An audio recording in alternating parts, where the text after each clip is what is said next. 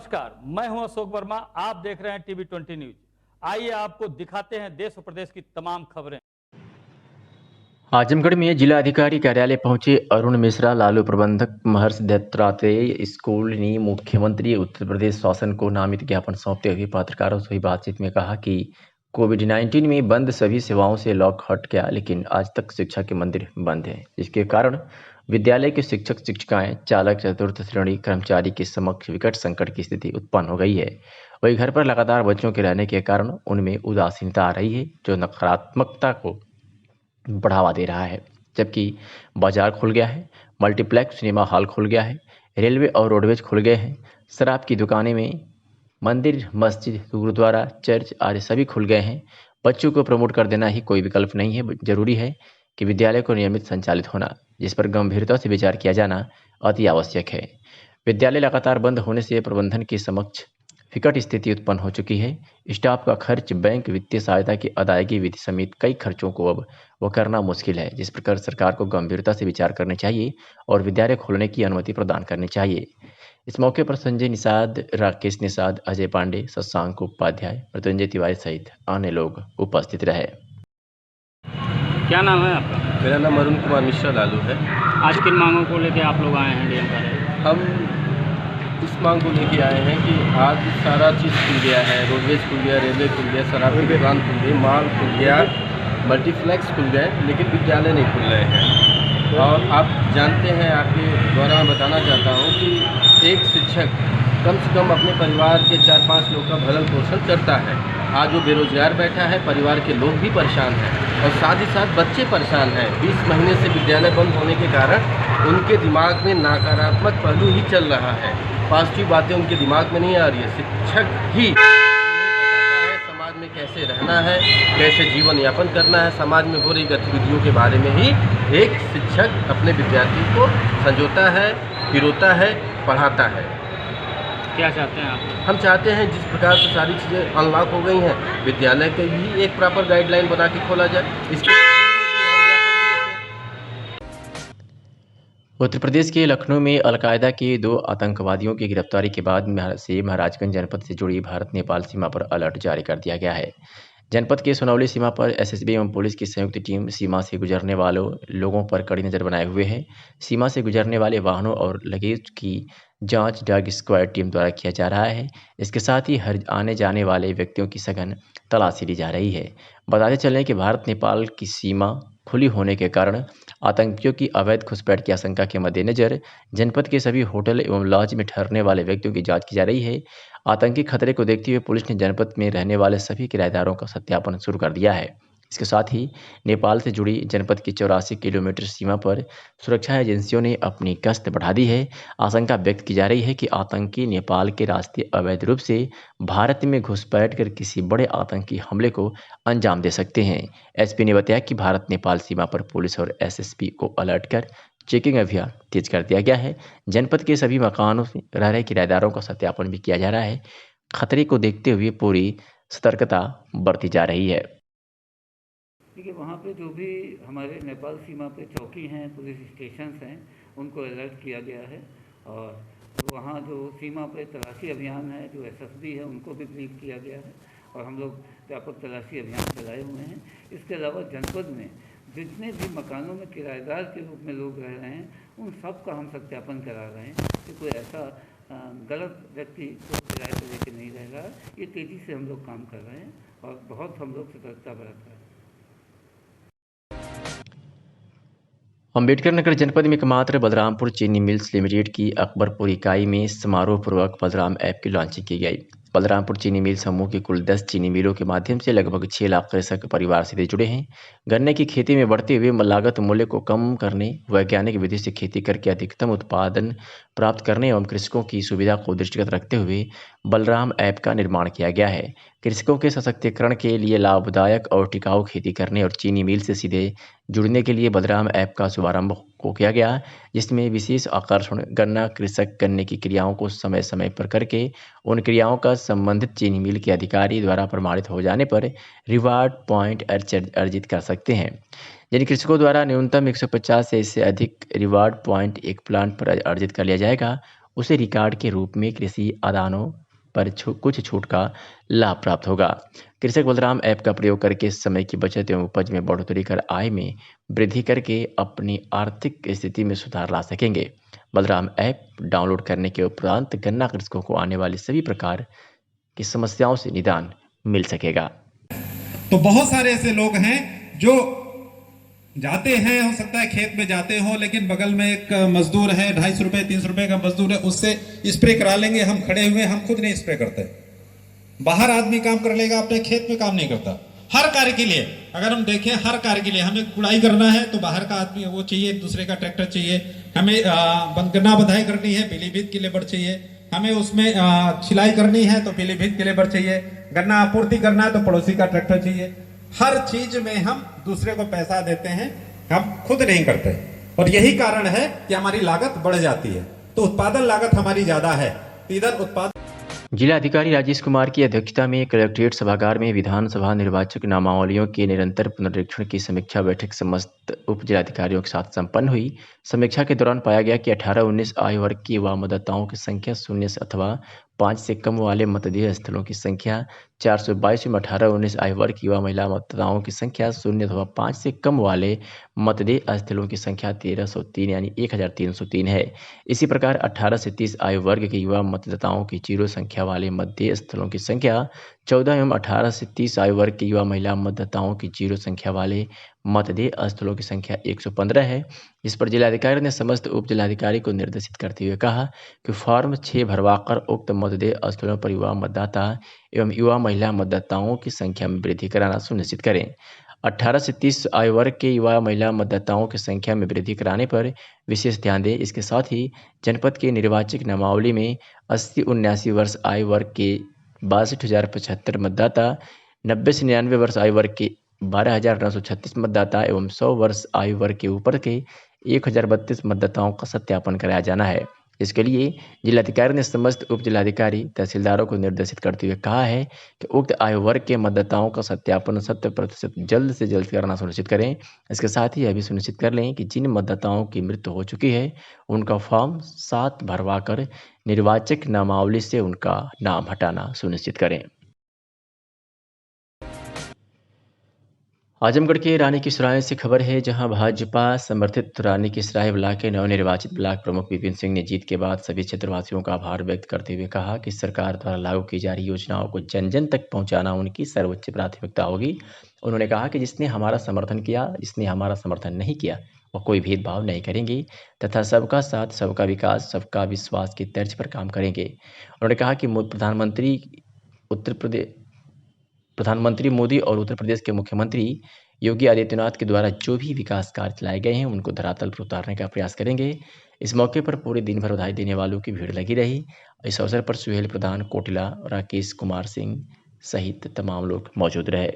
हमारे क्षेत्र की जनता, रानीसराय ब्लॉक करके सम्मानित सारे मतदातागण, बीडीसी सदस्य तथा ब्लॉक के बाहर के जितने लोग मेरे जो है शुभचिंतक थे, सब लोगों की दुआएं और जो है भगवान का आशीर्वाद मेरे साथ रहा कि मेरी जीत हुई। इस जीत के सबसे पहले ये आजमगढ़ ज़िले की जनता और रानीसराय ब्लॉक के निर्वाचित बीडीसी सदस्यों की जीत है, मेरी जीत नहीं। प्रमुख जी, आप भाजपा से चुनाव जीते, भाजपा समर्थित प्रत्याशी थे, ये बताइए इसे क्या, जब आप चुनाव में उतरे तो क्या लग रहा था आपको? उम्मीद थी? बिल्कुल उम्मीद थी। मेरे जैसे छोटे कार्यकर्ता को भाजपा ने जो मेरे ऊपर विश्वास करके अधिकृत प्रत्याशी बनाया, विश्वास मुझे इसलिए था कि सबका साथ, सबका विश्वास, और सबके विश्वास पे जो है मोदी जी के मंत्र पे जो है मैं विकास के नाम पे चुनाव में आया जो है।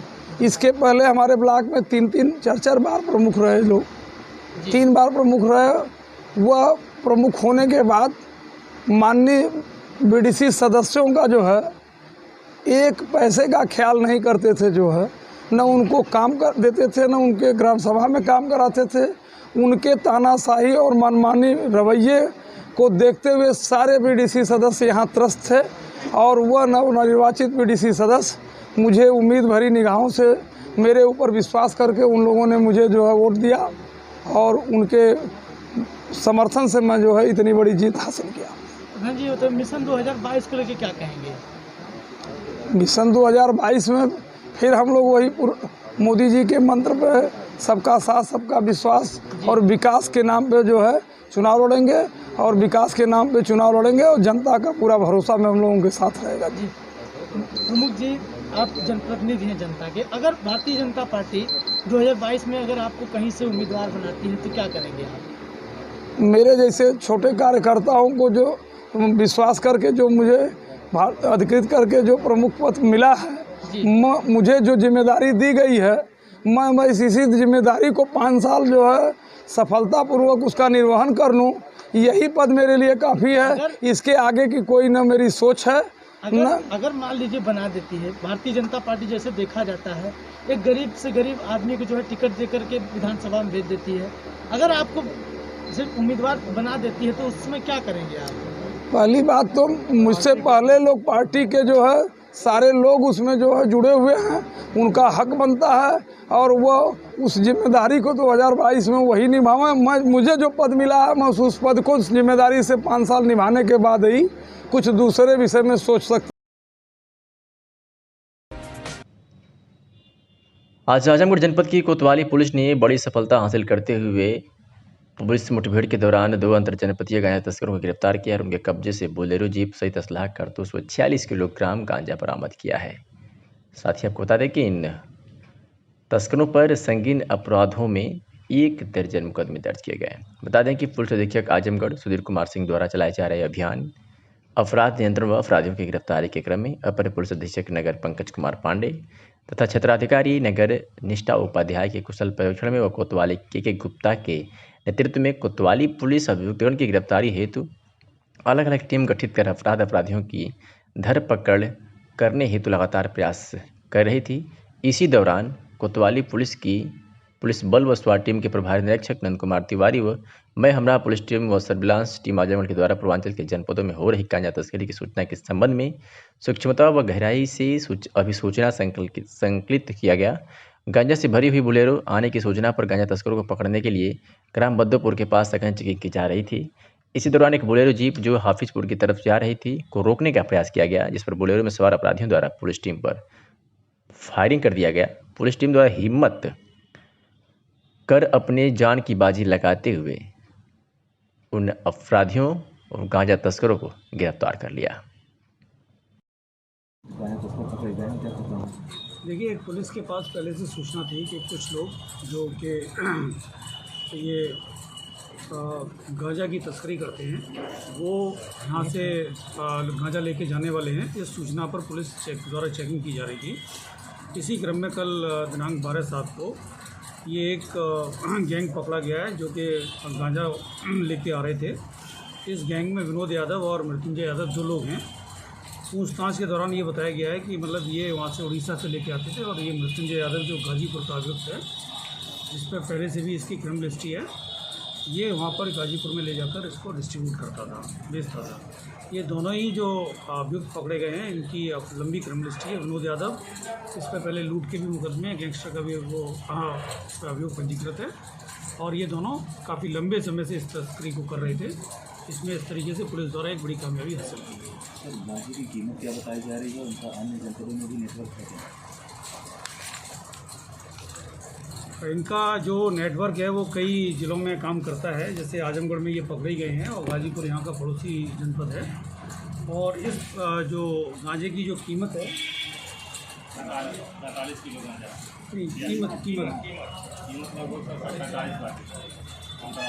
अंतर्राष्ट्रीय मार्केट में इसकी करीब 45 लाख रुपए कीमत है। इस तरीके से बड़ी जो है रिकवरी है ये। और इसके लिए जो पुलिस टीम है उसको जो है पुलिस अधीक्षक महोदय द्वारा जो है रिवॉर्ड की घोषणा की।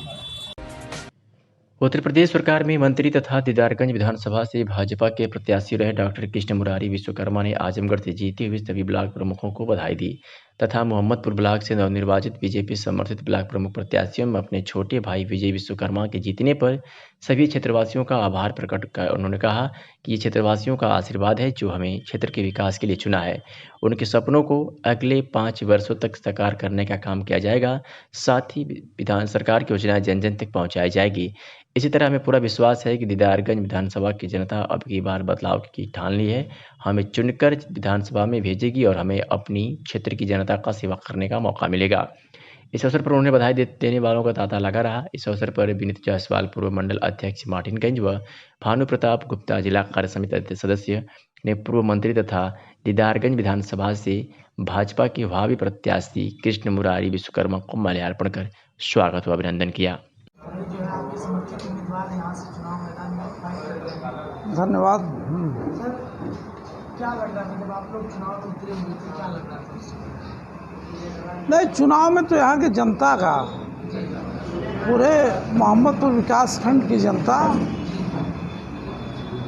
का भरपूर पूरे मनोयोग से सहयोग था। चूँकि इस विकास खंड की जनता चाहती थी कि पंचायत प्रमुख, यहाँ के ब्लॉक प्रमुख विजय विश्वकर्मा बने और साथ ही साथ हमारी भारतीय जनता पार्टी ने उन्हें अपना उम्मीदवार घोषित किया था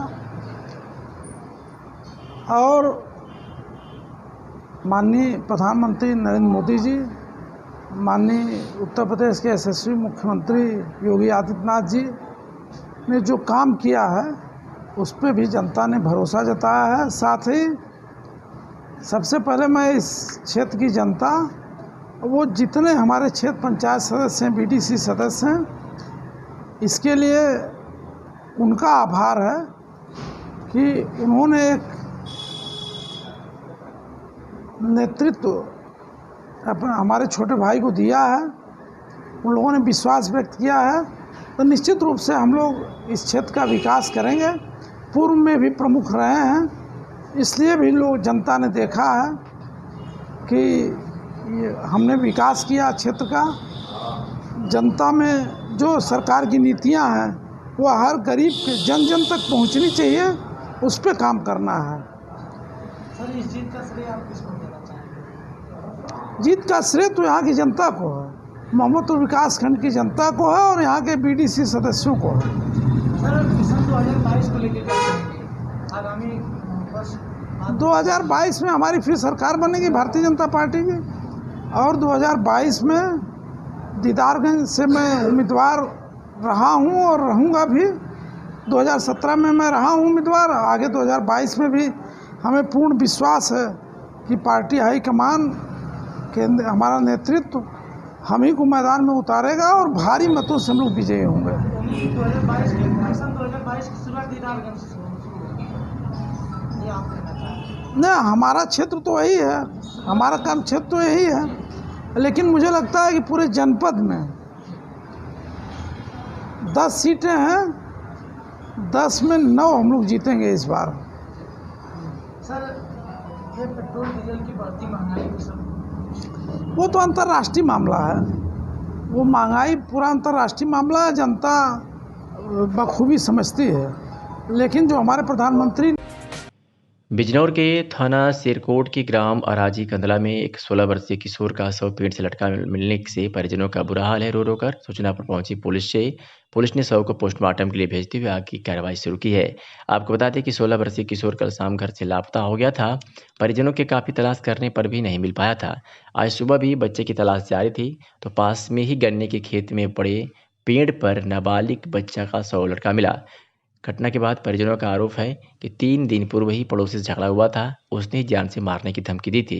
पुलिस ने भी शव को पोस्टमार्टम को भेजते हुए आगे की कार्रवाई में जुट गई है। मैं जंगल गई थी, मेरा बालक है, मेरी लौंडिया थी छोटी वाली, मेरे बालकों ने 3 बजे रोटी बनाई खाई इन्होंने। मैं कल एडमिशन के लिए मुझसे पैसे मांगे उसने, वो बोला मम्मी मैं एडमिशन के लिए जा रही हूँ, मुझे तू पैसे दे। जब मैं उसे 180 रुपए दे के गई, बेटे तू वो रिजल्ट ले आइए एडमिशन के लिए, मैं तुझे कल को पैसे दूंगी, तेरे पापा को भेजूंगी, एडमिशन हम तेरा कल को कराएंगे। मैं जंगल को चली गई। उसके बाद में मेरा बालक सोनी के धोरे गया, उन्हें हाथ तो हाथ फोटो नहीं दिए। मेरा बालक 4 बजे फोटो लगाया, पूरे 4 बजे दुकान पे सब फोटो करवाए मेरे बालक 4 बजे। बल्लू की जिसने मुसलमानों की जिसने बुलाया उसकी 3 दफा गाड़ी आई कल। मेरा बालक इनके है खड़ा होया, जब ये बोलने चले मेरा बालक देखने चला गया। मेरे बालकों ने भी देखा, मम्मी मैंने उसके वहाँ देखा था खड़ा होया, अच्छा समझदार था। मेरा बालक किसी चीज में, किसी दारू हो, कोई गुटखा हो, किसी में उल्टी पट्टी में, उसके पास अब मोबाइल तक का नहीं था। किसी पे शक है आपको? हाँ, इस बल्लू पे शक है। इस बल्लू ने मरवाया मेरा लोंडा, दावे के साथ कह रही इसने मरवाया मुसलमानों से मेरा लोंडा। इसने बल्लू ने मरवाया, इसने उस दिन में नहीं आई कह दी, एक किसी गरीब को तन्ने बेकार कराया, तन्ने मारा। तुझे ऐसा नहीं मानना चाहिए था, तुझे अपनी मालदारी का घमंड तेरे लियो है बस। मैंने इतनी कमी मेरी हो, यानी मैंने किसी का आज तक इसके साथ में कभी बुरा नहीं करा। मेरा कोई दुश्मन नहीं है, मैं किसी का कभी आज तक मैंने बुरा नहीं करा। मेरे आदमी ने कभी कोई बता दे क्या ना, हाँ जिसने आज ऐसा करा। आपने जो भी मुसलमानों का नाम लिया, किसी ने देखा है किसी मुस्लिम को यहाँ पे? हाँ, मेरी लौंडिया ने भी देखा, गाड़ी से आए बेचा जब से ही मेरा लौंडा गायब होया, जब से ही मेरा लौंडा मेरी क्या मामला है आज? सर मुझे तो ऐसा लगता है कि जैसे कि बच्चे के साथ में किडनैपर सर, उसके बच्चे के जो है ना सुई से घुसी। किस टाइम की घटना है जो बच्चा गायब हुआ है? जी सर, बच्चा जो घटना है 4:30 बजे के पास में, हमने पूरा जंगल छान मारा सर, वहाँ तक जहाँ अपना जो जिस टाइम पर बॉडी टंगी हुई है सर, वहाँ बॉडी नहीं मिली हमें। रात हम 2 बजे तक मैं औरतों के, मैं बच्चों के, पूरा तीनों गाँव डटे हुए थे।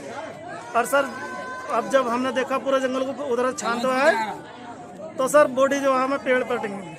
और सर बॉडी ऐसे मिली सर कि जो ये पैर जो है पेड़ पर टंगा है। किसी पे शक है आपको? जी सर, शक भी है, लेकिन अभी थोड़ा जरा मेडिकल वो जान दो, फिर खुलासा हो ही जाएगा।